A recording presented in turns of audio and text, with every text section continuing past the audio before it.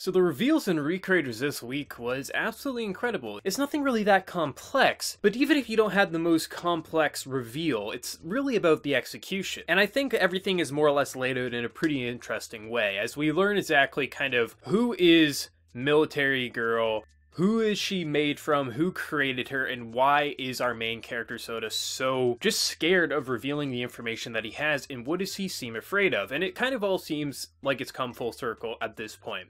The girl who killed herself in episode 1 who jumped in front of the train was a friend of Sota's, we know that. But it also is pretty much guaranteed that the creation was from her. Like, this girl who's just bringing in all these characters, who is trying to destroy the human world, the god world, is on a path of revenge for what happened to her creator, and Sota blames himself because it seems like, you know, she killed herself, and because they were good friends, it seemed like he didn't help her when she needed as much help as she did. And that's kind of what I'm getting at. I mean, they still could take it in a couple of different directions, but from my understanding of what they laid out, seems like she made this creation, she got bullied, she was tormented, and Sota wasn't really there for her, and because of that, she ended her own life, which then resulted in all this calamity happening, her creation coming to life to bring just destruction to the world that brought destruction to her god. And ultimately Sota blames himself, not only just because this, like, literally, if Sota would have helped his friend, she wouldn't have took her own life, and none of this would have ever happened. So it really does make sense why he's so goddamn broken, why he's so scared. Like, everything that's happening, not only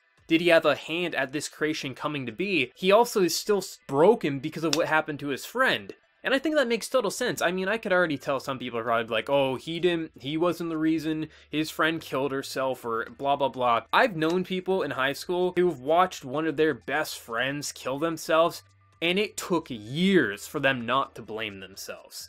Because even if you don't have a direct hand, the fact that one of your close friends took their own life, if there was only something you could have done, if only you were there for them more, that never would have happened. And this is even escalated to the maximum. The fact that her death caused possibly the world ending, absolutely Sota is to blame in his mind. Of course, I wouldn't blame him, but when you're in that receiving end, anyone with a goddamn heart is going to blame themselves. If you're not blaming yourself, I don't know how the hell you would sleep at night.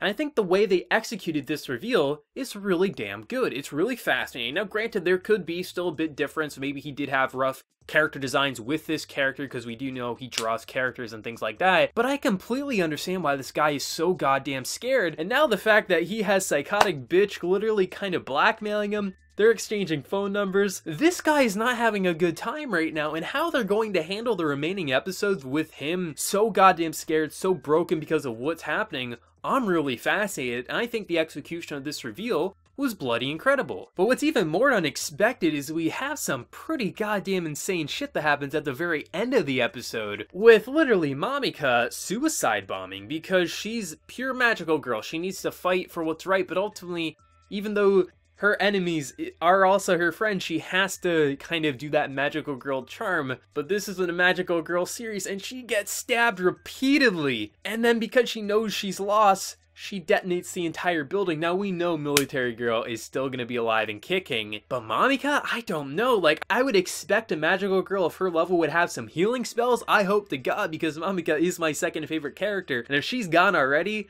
that's gonna hurt.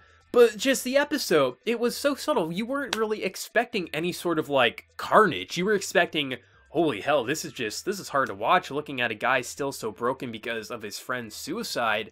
But then the very end, it's like, I think they both hold just as much weight as the other. I mean, this is a really interesting episode. I think just the directing was on point. They really got the cross of emotions. They're really making you feel for Sota, which is what you're supposed to do. You're not supposed to feel like the character. You're supposed to feel what the character is feeling, understand why the character is feeling this way, and I think they did a beautiful job. In fact, I would say this is my favorite episode of the series so far because of how well they got the message across of why Sota is acting the way he does, and I absolutely love his character and the way he's acting because this is how any normal goddamn human would act. I mean, I've witnessed things similar to this firsthand when someone took their life in my high school, and literally, even by the time 12th grade ended, there was still one of them that just couldn't forgive themselves because if they were there more, they could have maybe helped them out. So I think how they're handling this concept is very believable while escalating with an anime kind of arc with the concept of the world possibly ending. because of the suicide, I think it's brilliant. Like, this episode was really damn good. I think just, it was emotional. Even if you weren't a big fan of Sota, I think it's really going to get the message across and why he's acting this way, but even just the carnage for those action junkies, I think,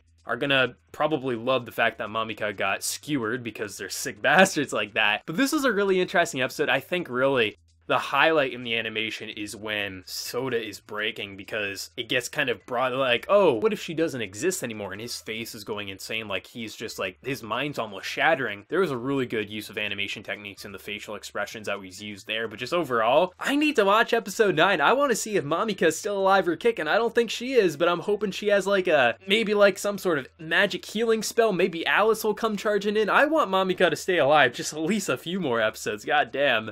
This is a good episode. I don't have too much more to say past this here. I just think the explanation with Sota, why he's blaming himself, makes total sense. It's very believable. It feels very human. And the damn cliffhanger, like, I love cliffhangers because it makes me want to watch the next episode, but I really need to watch the next episode to see what the hell they're going to bring with next week. Hoping Alice comes in to save the day or something, because I want this bitch to live. But let me know your thoughts down in the comment section below. And before you leave, smack that like button to show your support. If you're new to the channel, be sure to subscribe. So until next time, everyone, please take care and have a good one.